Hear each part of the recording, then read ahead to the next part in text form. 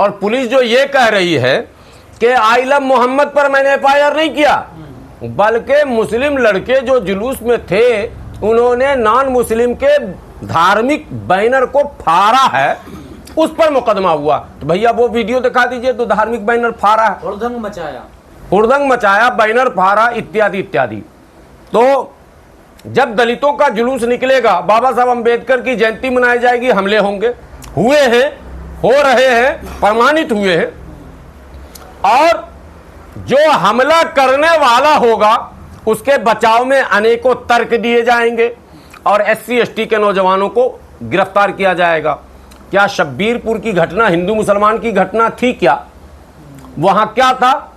तो दलितों के अधिकार को दबाने, उनके हक को छीनने, उनकी सोच को की दिशा को मोड़ने और उनको दिग्भ्रमित करने के लिए सामने मुसलमान रखा जाता और कोई मुद्दा नहीं आइलम मोहम्मद। इसलिए मैं भारत के मुसलमानों से हाथ जोड़कर विनती करता हूं, आप इस मुद्दे पर सड़क पर न उतरे। ये उनका एजेंडा, वो चाहते हैं कि हम सड़क पर खूब उतरें, वो अपने लोग भेजते हैं। मुसलमानों में दलाल नहीं है क्या? मुसलमानों में मीर जाफर नहीं है क्या? मुसलमानों में जयचंद जैसे सोच के लोग नहीं है क्या? वो पैसे लेकर जाते हैं उसी भीड़ में जो हम आई लव मोहम्मद के सपोर्ट में, हम तो प्यार में आए, हम तो जुनून में आए, हम तो जज्बे में आए, हम तो एक हमदर्दी में आए, लेकिन हमारी ही भीड़ में टोपी पहनकर एक ऐसा भी जयचंद और मीर जाफर घुसता है जो ऐसे नारे लगाता है जिसकी रिकॉर्डिंग होती है और फिर उसको डाइवर्ट किया जाता है मुद्दे को कि देखो देखो देखो देखो ये सरतन से जुदा बोल रहा, तो ये फला बोल रहा, तो ये मामला कानपुर से शुरू हुआ, तो यहाँ तो कानपुर में दबा देना चाहिए ना मुसलमानों को। मुसलमान पूरे देश में जुलूस निकालने लगे, देखिए। नहीं तो सरकार को भी दबाना चाहिए था। हाँ। सरकार को प्रथम दृष्टिया ये कहना चाहिए था कि गलती हो गई जी, हमें ऐसी खबर मिली, वैसी खबर मिली और ये लीजिए छोड़ रहा हूं। इन्होंने तो केस पर केस, बचाव पर बचाव, तर्क पर तर्क, रोज प्रेस कॉन्फ्रेंस करके पुलिस अफसर बयान दे रहे हैं। तो जब रोज आप बयान देंगे और हमको पता है कि आपने आइलम मोहम्मद पर गिरफ्तार किया है, तो प्रोटेस्ट जो है वो स्वाभाविक हो जाता। एक बात और दूसरी बात है कि पिछले कई वर्षों से मुस्लिम नौजवानों को उनकी रहनुमाई के लिए कोई हमारे पास टीम बची नहीं है। जितने संगठन मुसलमानों के हैं वो या तो मौन है या फिर वो बोल रहे हैं तो ऐसी भाषा बोल रहे हैं जो किसी को समझ में नहीं आ पा रही। ये जो अभी जुलूस निकल रहा, क्या जमीयते उलमाए हिंद ने निकाला क्या? निकाला क्या? नहीं निकाला। निकालना उसी को चाहिए था भाई। हमारे लिए तो जमीयत उलमाए हिंद ही ना बड़ी तंजीम है, लेकिन पूरे देश में हम सड़क पर उतर गए। जमीयत उलमाए हिंद खामोश है। क्या जमाते इस्लामी का हुक्म आया क्या? नहीं आया। इसका मतलब हम बगैर रहनुमा के चल रहे हैं। क्या जमीयत अहले हदीस का कोई लेटर आया क्या? नहीं आया। क्या all India Muslim personal law board का कोई लेटर आया कि मुसलमानों तुम सड़क पर निकलो? ऐसा नहीं आया। क्या खानकाहों से कोई आदेश आया क्या? क्या बरेली शरीफ से कोई हुक्म आया क्या? मुझे तो कहीं का कोई हुक्म अब तक नहीं मिला। मैं भी सोशल मीडिया पर आधा घंटा 1 घंटा टाइम देता हूं, मुझे कहीं से कोई हुक्म नहीं मिला। ठीक इसी तरह जैसे CA NRC में हुआ था, नौजवान खुद निकल गए और ये सिलसिला चल रहा है। इसमें 2 बातें हैं। ये सच है कि मुसलमान अपनी जान से ज्यादा अपने नबी से प्यार करता है। ये चाहे रिक्शा चलाने वाला मुसलमान हो, सब्जी बेचने वाला मुसलमान हो, ठेला रेहड़ी पर खड़ा रहा मुसलमान हो, उसके दिल में नबी की मोहब्बत है और रहनी भी चाहिए। वो उस प्यार का इजहार करना चाहता है। पर सवाल ये है ना, नबी के सहारे से आप हुड़दंग मचा। नहीं, मैं आपके इस आरोप में वो आप पुलिस वाली भाषा क्यों बोल रहे हैं? ये आरोप तो यही लग रहा है। नहीं, मैं ये पुलिस की अपनी भाषा में बता तो रहा हूं। मैंने ये पूरा सिचुएशन आपको बताया। सिचुएशन क्या है? सिचुएशन ये है कि ये मुद्दे को क्रिएट सरकार के द्वारा कराया गया है। सरकार ने अफसरों को कहीं ना कहीं इनडायरेक्टली ये इशारा कर रखा है कि तुम्हें मुस्लिम नौजवानों को, मुस्लिम महिलाओं को, मुस्लिम उलमा को, मस्जिद के इमाम को, मदरसे के मदररिस को प्रोवोक करना, उसके तरीके निकाल लें। अब वो तरीके जुलूस में निकलते हैं, या तो ईद मिलादुन नबी के जुलूस में, या मुहर्रम के जुलूस में, या शब बरात के जुलूस में एक हथियार मिल जाता है। और जुलूसों पर पाबंदी लगाने का भी एक दौर चला। वो नहीं होने देंगे, सालार गाजी का उर्स नहीं होने देंगे, क्या कहते हैं फला का जुलूस नहीं निकलने, ये सब चल रहा लगातार। लेकिन सर ये तो नई परंपरा डाली गई है सर कानपुर से। कौन सी नई परंपरा? नहीं, तो बैनर वाली सी ये जो परंपरा है, कोई सवाल ही नहीं पैदा होता। आप कब से जान रहे हैं? मैं 1989 में कानपुर में पढ़ता था, मदरसा शमसुल उलूम जो बिल्कुल कानपुर सेंट्रल रेलवे स्टेशन के सामने है, मोती मोहाल मोहल्ले का नाम है। तो मैं उस मदरसे का तालिब इल्म, पूरे भारत में ईद मिलादुन नबी का जुलूस कानपुर के जैसा कहीं निकलता ही नहीं है। एक बात। दूसरी बात, भारत के हर शहरों में मसलकी इख्तलाफात होते होंगे ईद मिलादुन नबी में, कि बड़े सुन्नी निकालता है तो वहाबी नहीं निकालता है तो अहले हदीस नहीं, लेकिन कानपुर एक एकलौता ऐसा शहर है जहां जमीयत उलमाए हिंद के जो सदर हैं वो भी उसमें शरीक होते हैं, तमाम मसलक के लोग शरीक होते हैं, तमाम मकतबे फिक्र के लोग शरीक होते हैं, और पूरे कानपुर शहर को बहुत जबरदस्त तरीके से सजाया जाता है। महीनों एक कार्यक्रम चलता। कौन सी नई परंपरा हो गई?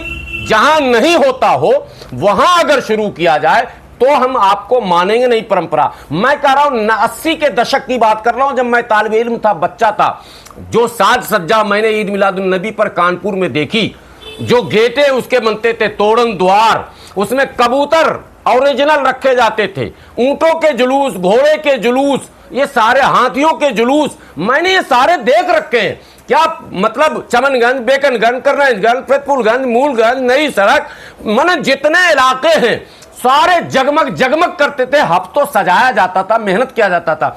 आई लव मोहम्मद, ये नई परंपरा कब से हो गई? मुसलमान तो जन्म लेते ही मोहम्मद से प्यार करता है, वो तो कलमा ही पढ़ता है मोहम्मद के प्यारो प्रेम का। ये नई बात कहां से आ गई? रोका किसने है फिर इन लोगों को जो एकदम से आए हैं निकल? अरे मैंने शुरू में आपको भूमिका बता दी ना कि जो सरकार उत्तर प्रदेश में है उसके पास मंशा है उसको दलितों का अधिकार छीनना है, जो नजर के सामने। मैंने उदाहरण दे दिए। अभी नई बहाली हुई है बैंकिंग में, जहां सारे के सारे स्वर्णों को दे दिए गए नौकरी।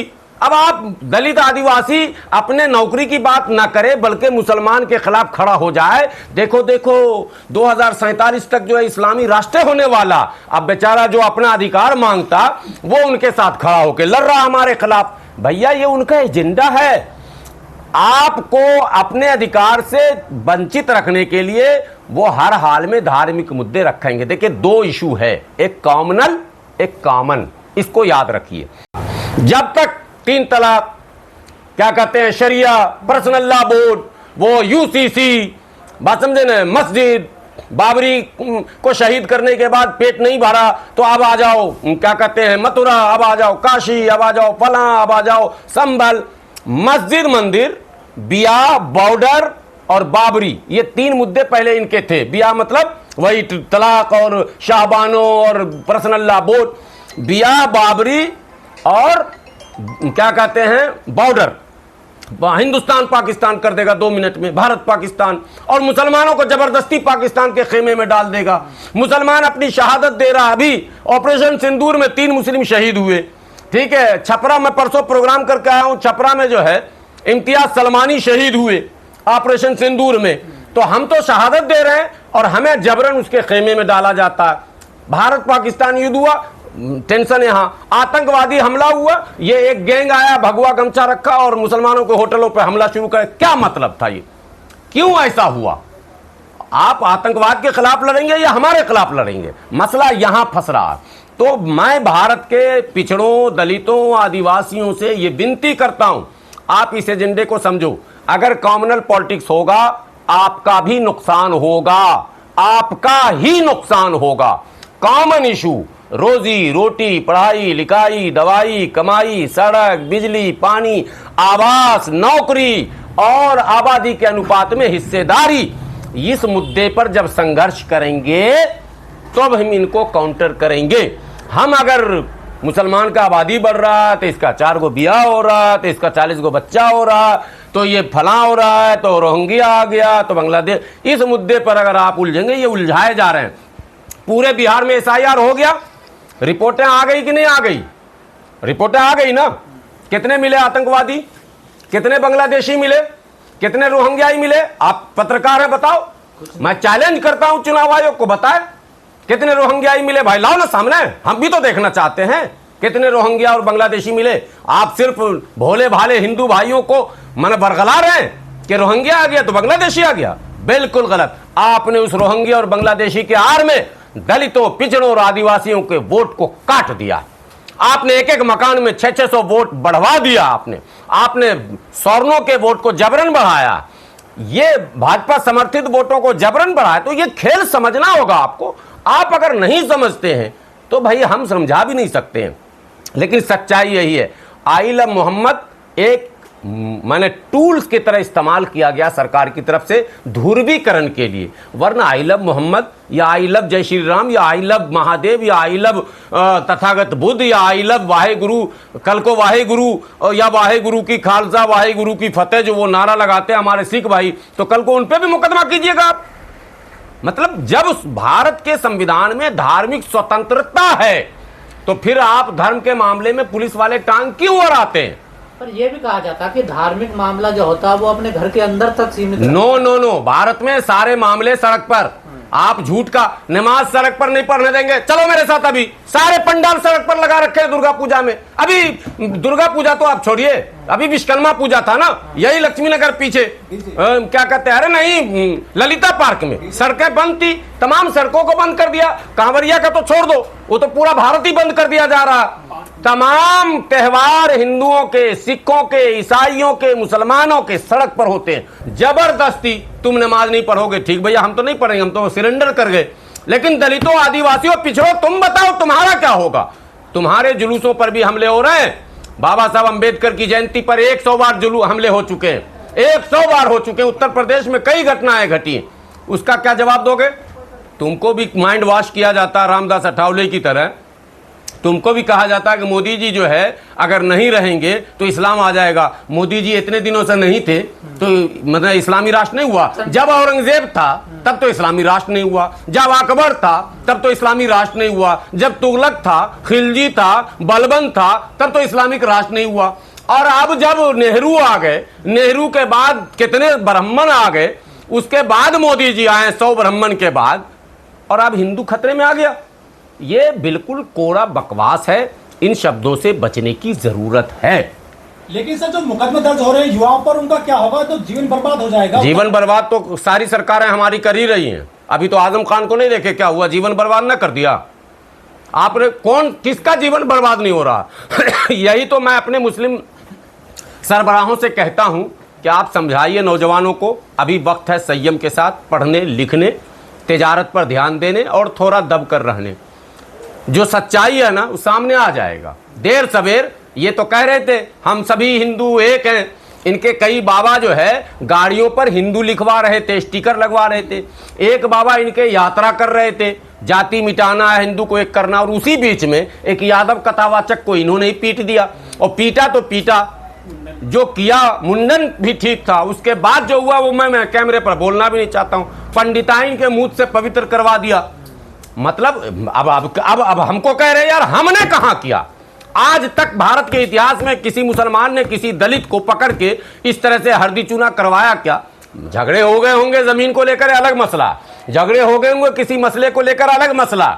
लेकिन कभी भी इस मुद्दे पर कि तू अमुक जाति का है, दलित है, इसलिए तू गोबर खा, तो तू मूत पी, तो तुरंत मुंडन करा दूंगा, मुसलमानों ने ऐसा काम नहीं किया और ऐसा शायद कर भी नहीं सकता कभी। पूरे देश में 21 FIR हुई है इस मामले में और 1300 लोग मुकदमे में जो है नामित किए गए हैं, 1300 मुसलमान। ये तो मुस्लिम रहनुमा इस बात को गंभीरता से लें, नहीं तो माहौल और ज्यादा बिगड़ेगा। जो मंशा भारतीय जनता पार्टी और संघ की है, अगर हमने उसके मंशा की पूर्ति कर दी, मेरे कौम का नुकसान है और भाजपा का फायदा है। CA NRC में सड़क पर हम उतरे, हमको नहीं उतरना था। हमने तब भी लॉजिक दिया था कि उतरना था आदिवासी को, उतरना था दलित को। आसाम में NRC जब हुआ तो 19 लाख लोग NRC के रजिस्टर से बाहर हुए। 14 लाख नॉन मुस्लिम थे, वो आदिवासी और पिछड़े दलित थे, एक भी ब्राह्मण नहीं था। यहां तक के उत्तर प्रदेश से गया हुआ एक मौर्या भी CA NRC में NRC के रजिस्टर से बाहर हो गया था। तो मैंने कहा कि आबादी के अनुपात में असम एक ऐसा राज्य है जहां हम लगभग 38-40% हैं। तब वहां हम 4 लाख मात्र निकले और 14-14.5 लाख नॉन मुस्लिम निकल गए। तो जहां मेरी आबादी ही नहीं है वहां हम क्या खाक निकलेंगे बाहर?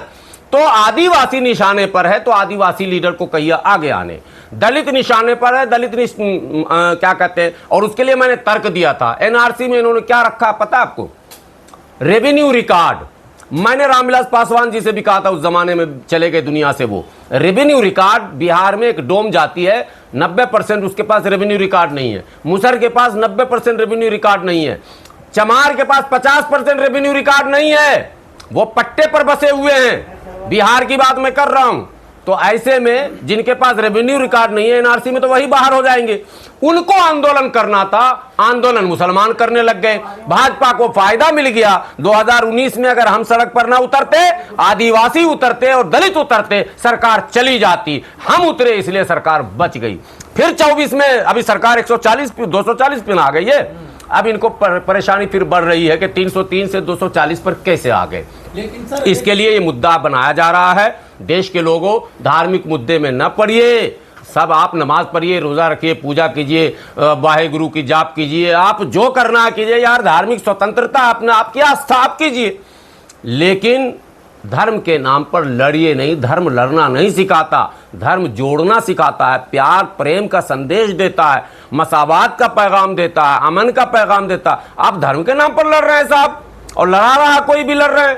लड़ना हो अधिकार के लिए लड़िए, हक के लिए लड़िए, हिस्सेदारी के लिए लड़िए, ये मेरा कहना। लेकिन एक बाबा है वो कह रहे हैं कि जो पश्चिमी उत्तर प्रदेश है ये मिनी पाकिस्तान बन गया है सर, बाबा बोल रहे हैं। हाँ, मतलब बता तो रहे हैं कि धर्म गुरु जिनको प्यार प्रेम का संदेश देना चाहिए वो भी नफरत की बात ही कर रहे हैं, वो भी लोगों को जोड़ने और डराने की बात कर रहे हैं। ये बात बोलने का मतलब इनडायरेक्टली ये हुआ, हिंदू भाइयों सतर्क हो जाओ। अब हिंदू भाइयों में सबसे बड़ी आबादी किसकी है?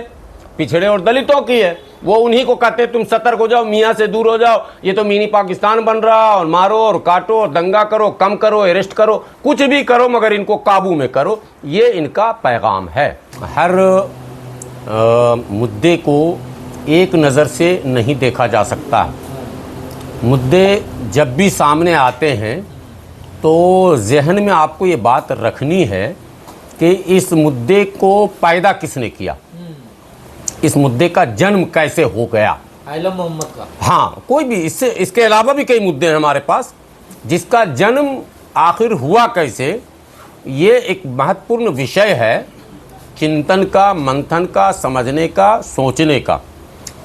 देखिए, मौजूदा सरकार जो इस वक्त सत्ता में है उत्तर प्रदेश में, उस सरकार के जहन में एक बात है कि अगर मुस्लिम हिंदू के इशू को जिंदा रखेंगे तो जो दूसरे इश्यूज हैं, एक खबर अभी आपने देखी होगी, अगर नहीं देखी होगी तो आपको जहन में ये बात रख लेना है। मैं व्यूवर्स के लिए कह रहा हूँ, पत्रकार महोदय को तो पता ही रहता। एक खबर आई, बैंकिंग में वैकेंसी निकली थी और उस वैकेंसी में 70% एक विशेष जाति के लोगों को एडजस्ट कर दिया गया, नौकरी मिल गई। वो जाति जिस जाति के माननीय मुख्यमंत्री उत्तर प्रदेश के हैं। आप लोगों ने इस खबर को सुनी कि देखी कि नहीं देखी? बवाल भी मचा उस पर। नहीं, कहाँ बवाल मचा? मैंने तो बवाल ही नहीं सुना। यही तो मैं मुद्दा बताना चाहता हूं। जब 10% स्वर्ण को EWS के नाम पर रिजर्वेशन दिया गया था, तब भी मैंने ये बात कही थी कि यह असंवैधानिक है और इसके खिलाफ याचिकाएं भी दाखिल होनी चाहिए थी और जन आंदोलन भी SC, ST और OBC को करना चाहिए था। कारण के 49.5 का बैरियर जो था वो सुप्रीम कोर्ट ने लगाया था। तो सरकार जब 49.5 का बैरियर तोड़ सकती है तो पिछड़ों और अति पिछड़ों का बहुत पुराना डिमांड है कि हमारा 27% का बैरियर तोड़ा जाए। और मैं तो कहता हूं SC का भी डिमांड है कि 15% क्यों, आबादी बढ़ी है, आबादी के अनुपात में दिया जाए। तो यह आंदोलन नहीं हो सका देश में। एक बात, नौकरियां लगातार दलितों, पिछड़ों, आदिवासियों की छीनी जा रही, उनके अवसर को सीमित किया जा रहा। राजनीति में एन केन प्रकारेण सुरक्षित सीट को छोड़कर तमाम सीटों पर सामान्य वर्ग के लोगों को ज्यादा से ज्यादा टिकटें देकर जिताने की कोशिश की जा रही है और सुरक्षित सीटों पर SC ST के पाले हुए गुलामों को जितवाने की कोशिश की जा रही है, जिससे उनके एजेंडे में कोई रुकावट न डाल सके। ऐसे में SC ST और पिछड़ों दलितों के दिमाग को मोड़ने के लिए एक ही हथियार बचता, और उस हथियार का नाम है हिंदू मुस्लिम। भारत इस्लाममय हो जाएगा, भारत 2047 तक मुस्लिम राष्ट्र बन जाएगा। भारत में शरिया क्यों लागू हो रहा है? भारत में मुसलमान शरिया की बात कर रहे हैं।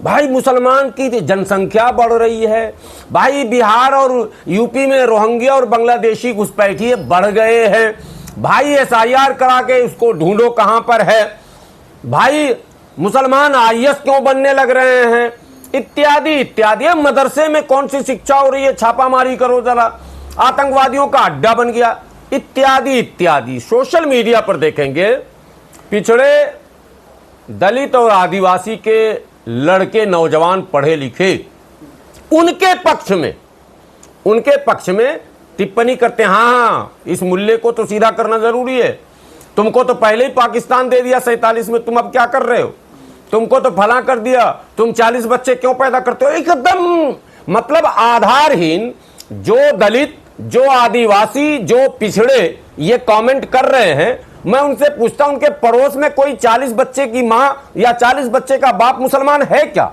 नहीं है।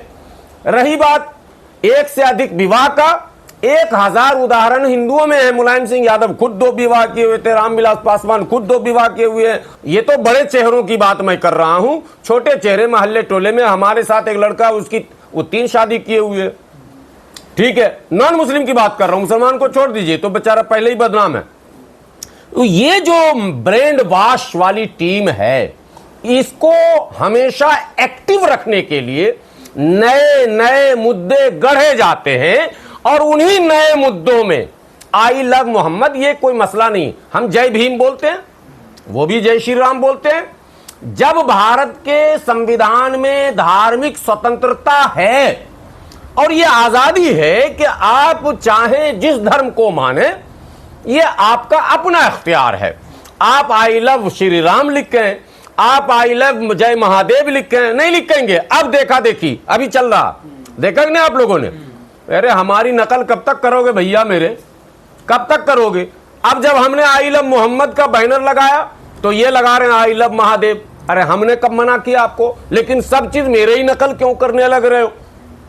ठीक है, तो ये इशू है, ये क्रिएट किया गया। सरकार का एक अदृश्य आदेश होता है जो आप हम नहीं देखते हैं। वो बड़े अफसरों को मीटिंग में कहा जाता है कि अपने अपने जगहों पर तुम्हें धार्मिक मुद्दे उछाल देने हैं, बचाने के लिए हम बैठे। संभल के CEO का, अनुज चौधरी का वो सभी बयान आप देखें और फिर उसका प्रमोशन देखें, फिर उसकी विदाई समारोह देखें।